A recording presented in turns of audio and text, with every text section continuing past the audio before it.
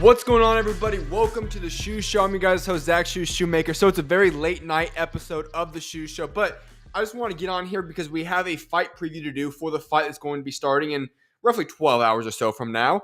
We're going to get into that entire Itauma, Dillian, Whyte fight card. I'll be breaking all that down, and then I'll be getting into some boxing news. Now, before I go any further, though, if you guys have any comments or questions or chat discussions or whatever it might be, leave it in the comment section in the chat, and I will address it as I go throughout today's show. So let's get right to it, though. As I said, we're about 12 or so hours out from the card going down in Saudi Arabia, featuring the headlining event of Itauma and Dillian Whyte. Let's start off with that one, though. A very interesting heavyweight clash. Now, this is only going to be for 10 rounds. It was rumored to have been at 12. Now it's down to 10. There seems to be a lot of people saying it was supposed to always be 10. Just got announced as 12. Who knows what happened? But it's going to be a 10-round fight. And what we have right now is Itauma, who is 12-0, 10 KOs, facing the veteran Dillian Whyte, who is 31-3 with 21 KOs. Very interesting fight here. And I say this because, listen, Itauma is the man that we all proclaim as the next generational superstar in the heavyweight division, boxing as a whole. Now, some might not see that, some do see it, so on and so forth. But the point is, the vast majority of people that when you look at prospects would say he is amongst the top tier, if not that guy, of the next era of boxing in terms of prospects. So Itauma is going to go out there and face an interesting step up.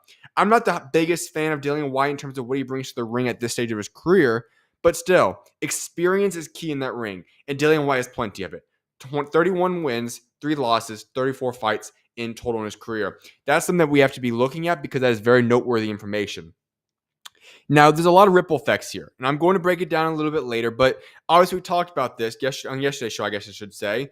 With the WBO belt currently up in the air, you currently have Joseph Parker, who could very likely be promoted to the world champion if Usyk vacates it. That then allows his winner of this fight to position themselves potentially as the number one contender for Joseph Parker at that point in time. So there are a lot of stipulations because if Itauma goes out there and takes care of business against Dillian Whyte, he could be fighting for a world championship before the end of the year. And that would be huge. He's already coming off of a couple good wins, 20 years old. He is going to be a fast track towards the heavyweight world title shot at the heavyweight division. For Whyte, he's the former interim WBC champion. He's had some great wars, Derek Chisora, Joseph Parker, so on and so forth. Although he has fought just 3 times in the past 2 years, but he does look very well. When you guys look at the weigh-in, this is the best I'd say Dillian Whyte has looked maybe in his entire career. He came in 20 pounds less than he did in his previous fight. He looked very, very strong there. That is interesting to me. For Dillian Whyte, some people could say, and even myself might be included in that boat, that Dillian Whyte turned down other fights, that Joe Joyce was in the rumored fight, so on and so forth, for himself to go out there and take this Itauma fight as the last big payday.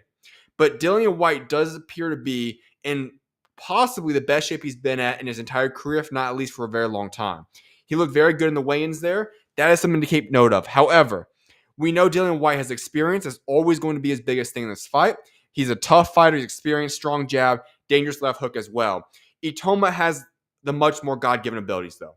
He's much younger. He's obviously a southpaw, fast hands, sharp counters. He loves to mix with the body and the headshots. This is a man that is very, very talented. But, as I said, he does lack experience. What do I see in this fight happening, though? I still see Itauma winning. When we look at this fight, this is being set up to put Itauma in position to fight for a world championship. My guess is going to be against Joseph Parker. The winner of that fight gets Usyk, as I talked about moments ago. This is going to be his moment. This is his card. He's been given the keys. And if he goes out there and puts on a dominant performance against Dillian Whyte, this will allow his name to start glowing massive. A lot of people will be talking about him. It's going to put him on the spotlight, prepare him for a fight against Joseph Parker, so on and so forth. So I see Itauma going out there winning. I see it by mid-round stoppage. I think his speed, his freshness should be able to break down Dillian Whyte, and possibly this could be Dillian Whyte's final time that we see him in the ring. Although, like I said, keep an eye on Dillian Whyte. He is much more experienced, and he looks very, very strong, at least possibly the best he's ever looked in his entire career, but I still will go with Itauma on this one. Nick Ball versus Sam Goodman. WBA featherweight title is on the line here. You know, I could give a whole breakdown. I'll give it to you guys. 22-0-1 for Nick Ball. Sam Goodman's 20-0 with 8 KOs. Somebody's O is going to go in this fight. It's an interesting fight, but I will say this. For Nick Ball, I love watching him fight. One of the most entertaining fighters, and there actually is a big, big thing riding on him in this fight tomorrow. What is that? It is that Nick Ball is the last standing UK British world champion at the moment in time. If he loses tomorrow, there is not going to be a British champion for the first time. I forget the amount of years, but it's been a very, very long time. So there's a lot of pressure on his shoulders to keep this belt in Britain. But that's besides the point. This is an interesting fight. I have been someone that I want to see Nick Ball fight better guys. He continues to bring up these guys from 122. Now, they're not bad fighters. TJ Doheny, Ronnie Rios, and now Sam Goodman. All great fighters. And I love Nick Ball watching him fight. He is such one of the most entertaining fighters in all of boxing to watch. But what I will say is this. This should be an easy win for him. I like Sam Goodman. Obviously, he's a good fighter. He's slick footwork, sharp jab, great counters, but he's not been proven at 126. He's moved up in weight class to go fight a man in the wrecking ball, Nick Ball, who is a problem. This is a man that puts on constant pressure on guys. He's a tough out. This is a man that is not an easy guy to go out there and fight. And for Sam Goodman, there's not a lot of great talent he's fought at 122. He could have had that big name against Inoue. He lost that opportunity, though. This is just a fight that I see Nick Ball going out there, winning by late stoppage. His pressure, his power should overwhelm Goodman in the championship rounds. I think Nick Ball will end up winning this fight and retaining his belt and keeping a world championship in Britain. Here's the easiest one to predict on the day. Raymond Ford vs. Abraham Nova. Raymond Ford is going to eventually be a two-weight world champion. Now, his weight, I'm not sure exactly what the stipulations were here. He came in a little bit heavier, though. A little bit over the 130 pound. I think they were allowing it for one reason or another, but that's just that point right there. Raymond Ford is 17-1-1 with 8 KOs, while Abraham Nova is 24-3-1, 17 KOs. This is simple. I could give you guys a whole breakdown of these two guys. Obviously, for those that have not seen Nova, he's an orthodox, aggressive, strong right hand. He's going to get knocked out. No other way about it. Raymond Ford will put on another masterclass. He's going to remind people why he is a guy that should be a future pound-for-pound fighter. He's the man that should go out there and win by decision or at least knock him out. I think it's going to be a knockout, but at least will be a decision. I just don't see this fight being very competitive. Abraham Nova deserves plenty of props for stepping up on short notice. Now, he had a few weeks, but still pretty much short notice to fight a guy like Raymond Ford. But at the end of the day, this fight is going to go down in one way. That is, Raymond Ford will be victorious, and hopefully it sets himself up for a world championship shot. Filip Hrgovic, David Adeleye, heavyweight showdown going down. This is an intriguing one. And let me just give you guys a breakdown. Hrgovic is 18-1 with 14 KOs. Adeleye is 14-1 with 13 KOs. Very interesting. The heavyweight division is almost broken down to many groups. You have Usyk up there on the top. You have a bunch of good contenders, whether that be Joseph Parker, could be Itauma by tomorrow evening, so on and so forth. These are guys trying to work their way up into the contending status. So the winner of this should be able to position themselves to be a legitimate contender at the heavyweight division. Hrgovic is the former IBF number 1. He recently outpointed Joy Joyce in a fight that I look back at. I was not too high on Filip Hrgovic in that performance. That might just be me. That's the way I view it. Adeleye has rebuilt since his loss to Fabio Wardley. He's now stepping up to the world level. Hrgovic has a much bigger frame, strong jab, patient pressure, and he's very durable. Adeleye has a little bit faster hands than him, great power, and he also is confident in exchanges. Hrgovic needs this fight. As I said, I'm not very high on the way performing against Joy Joyce. He's obviously lost to Daniel Dubois before that. This is a fight that he must win. David Adeleye, if he loses this fight, he can bounce back. Obviously, there's not as much pressure on him. Hrgovic was the guy that people once viewed as a possible world champion. Now, we fast forward to today, I think a lot of people are much more skeptical on that claim. Hrgovic needs this win if he's going to reach the point where a lot of people once believed him to be at. Adeleye doesn't have as much pressure. I don't think too many people out there look at David Adeleye and say, this is a man that I think will be a heavyweight world champion. I just don't see too many people out there saying that. So the pressure is more so on Filip Hrgovic in this fight. But what I do see happening in this is Hrgovic coming out with experience and winning this fight. He's much more physical. He should be able to wear down Adeleye. I think he's going to be able to win by late stoppage or by decision. But I do see this fight being a little bit ugly. Even for David Adeleye, he fought Jamie TKV, who is a fine heavyweight, but still, it was a little bit competitive. I had Adeleye winning that fight quite obviously, but still, it was against Jamie TKV. There's a big step up between TKV and Hrgovic. I just don't see Adeleye coming out winning this. Now, anything can happen at the heavyweight division, but I just see Hrgovic coming out victorious tomorrow evening. Let's head into some boxing news, though, real quickly. There's some confusion going on at 154. A lot of moving pieces. We talked about it yesterday. Sebastian Fedor, Keith Thurman, WBC World title is now locked in for October 25th. Then we go fast forward, and Boots Ennis is fighting Usima Lima, WBA final eliminator, on October 11th. Now we go to October 18th, and that's now Vergil Ortiz versus Erickson Lubin. At least that's what we are expecting to have happen. But there seems to be a little bit of stipulations here. Vergil Ortiz Jr. and Erickson Lubin are finalizing a deal for October 18th, a 154 bout in the U.S. on DAZN, sources tell the Rings magazine. But here's where it gets interesting. Supposedly, representatives for Vergil Ortiz sent a formal offer to Xander Zayas to stage a WBO championship bout between the two. Zayas previously said he would return to the ring in December. Zayas claims that it was not a real offer. He posted the email of a legitimate offer, and he said he wants it in Puerto Rico. So, a lot to unpack right now. For one, Xander Zayas, the youngest world champion in all boxing, excellent performance a little bit ago. He's now in an interesting predicament. He could be going for a massive fight against Vergil Ortiz, a fight that we all talked about, but Xander Zayas says they didn't give him a real offer, and he screenshots this email coming from the boys at Golden Boy, and it was a legitimate offer. I don't know what the confusion was because that was a clear-cut offer. Now, Xander Zayas says it's not, and I think what he was leaning towards was saying, I want this fight in Puerto Rico. Vergil Ortiz's team in the original offer said it was going to be at a neutral zone. Who knows what's going to happen there? But they said it was going to be a deadline. Nothing ended up happening. So it appears that we are going to be moving forward with Vergil Ortiz, Erickson Lubin for the WBC interim world title, which is very interesting. As I've said all along, what I want to see have happen in this boxing at 154 is Vergil Ortiz and Boots Ennis both to get their world title shots. I think they both would then become world champions, and we then have a massive unification at 154 in 2026. Hopefully that's what ends up unfolding here. And for Xander Zayas, I get it. If he wants to just go defend against somebody else in Puerto Rico, let him go do it. That's fine. He doesn't have to go out there and fight Vergil Ortiz because he would lose in that fight. But still, him going out there and saying, give a real offer, just does not make a lot of sense to me. Eddie Hearn revealed the 3-fight plan for light heavyweight prospect Khalil Coe. First up, Jesse Hart. Second up, Alexander Grzovskiv. And then a world title shot. Now, Coe dominated Manuel Galejos for a 6-round TKO in the May rematch. A masterful performance by Khalil Coe. I was thoroughly impressed by this one. But I don't think that just those 2 wins against Jesse Hart and Alexander would propel him to a world title shot, especially at light heavyweight. This is a stacked weight class and a lot of moving pieces right now. So I don't see that coming to fruition. I think it'll go Jesse Hart, Alexander Grzovskiv, and then have one more big fight, possibly against a top 5 type guy, and that could then propel him to world title shot if he comes out unscratched and is winning all those fights. So we'll see what's unfolding there, but interesting plan from Eddie Hearn. Shakur Stevenson versus Teofimo Lopez is being targeted to be on a Netflix card. Thank you.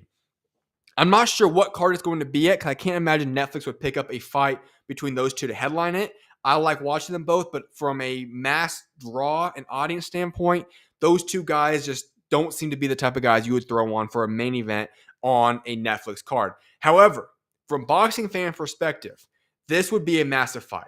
Shakur Stevenson, Teofimo Lopez would be phenomenal. Put the fight at 140, Shakur has a shot at becoming a 2-weight world champion. For Teofimo Lopez, he can go out there and possibly beat a man who is one of the hottest names in boxing right now due to his last performance against William Zepeda.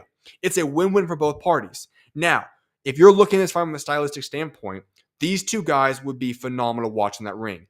2 of the most skilled fighters in all boxing. I'd say both are probably in the top 15, maybe even top 12.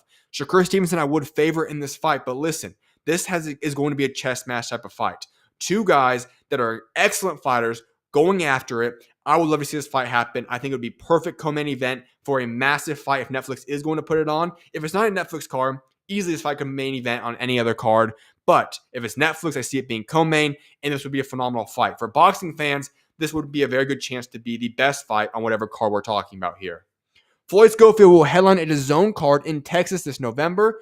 Looking forward to that return for himself. Obviously coming off the beautiful performance against Tevin Farmer. We'll see who he fights though. Could it be a William Zepeda, which would intrigue me a lot, or would it be another top contender? We'll see what happens there, but that would be very intriguing. Gary Antoine Russell says he is currently negotiating a unification fight and hints that it is with Richardson Hitchins. That's what I've been saying all along.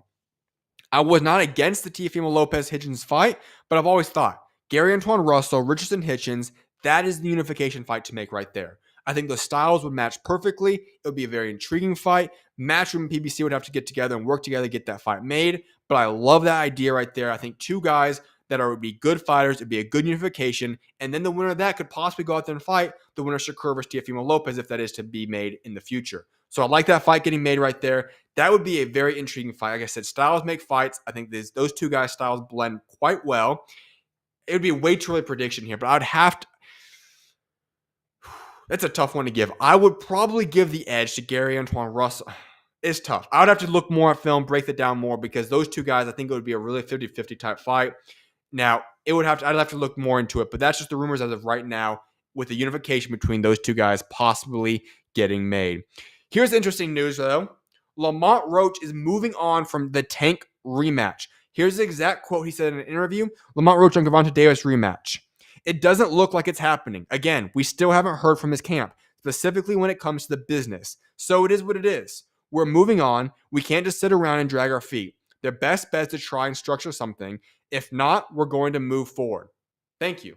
Now, if I were Lamont Roach, I would add one part to that. What is your deadline? That's it. Make a deadline, a hard deadline, and make Tank Davis make a move by then. If you're Lamont Roach, you won that first fight against Gervonta Davis. I think most people are now in agreement with that. You should have had that win. It's not a draw. But it is what it is. You can't go back in history and change that. Obviously, you want the rematch, and if available, that is the best option for yourself. But here's the story. We don't know what Gervonta Tank Davis is doing.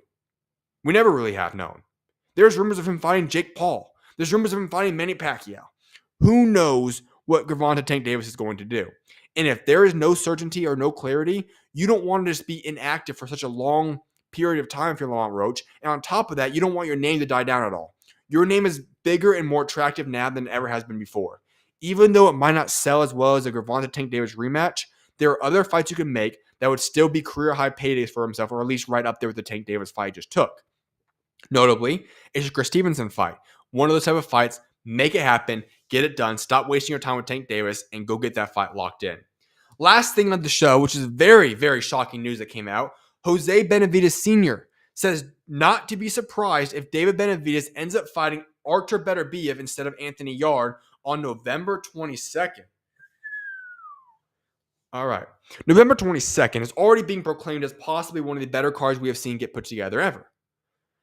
But we've talked about this. David Benavidez, Anthony Yarde, good fight. I've got no problems with it. I would love to see that fight happen. And if that is the main event, I'm not going to be upset. I'm going to get some popcorn. I'm going to enjoy that fight right there. Here's the situation, though. Artur Beterbiev is sitting down in the undercard. And we all know that if we have David Benavidez and Artur Beterbiev, that is potentially a fight of the year type caliber fight. You would have two of the best fighters in all the world. Two top 10 pound for pound fighters going after it. How would I not want to watch that fight?